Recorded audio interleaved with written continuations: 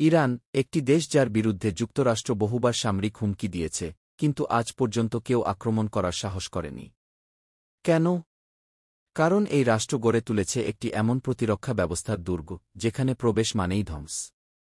আজ আমরা জানব ইরানের সেই ভয়ঙ্কর সামরিক গোপনীয়তা।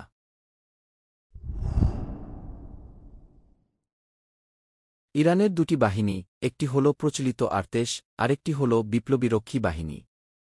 দ্বিতীয়টি সরাসরি সর্বোচ্চ নেতার অধীনে পরিচালিত হয়।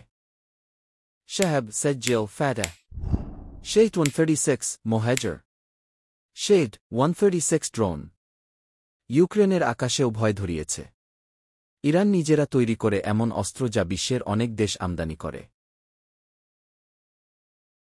বেভার 373 ফোর্ডেড 15 আমেরিকার স্টিলথ বিমান ধ্বংসে সক্ষম এমন আকাশ প্রতিরক্ষা ব্যবস্থা এখন ইরানের ঘরে ঘরে।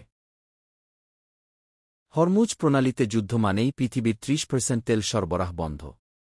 ইরান সেটারই মালিক। 2010 সালের স্টাসনেট হামলার পর ইরান তৈরি করেছে নিজের সাইবার আর্মি, যারা এখন বিশ্বব্যাপী পরিচিত। ইরানের প্রতিরক্ষা ব্যবস্থার শক্তিমত্তা শুধু অস্ত্রে নয়, বরং বিশ্বাস, আত্মনির্ভরতা ও বুদ্ধিমত্তায় গড়া। এটাই তাদের এক ধাপ এগিয়ে রাখে প্রতিপক্ষের থেকে। ভিডিওটি ভালো লাগলে লাইক দিন, শেয়ার করুন আর সাবস্ক্রাইব করে পাশে থাকুন আমাদের বিশ্লেষণাত্মক সিরিজে।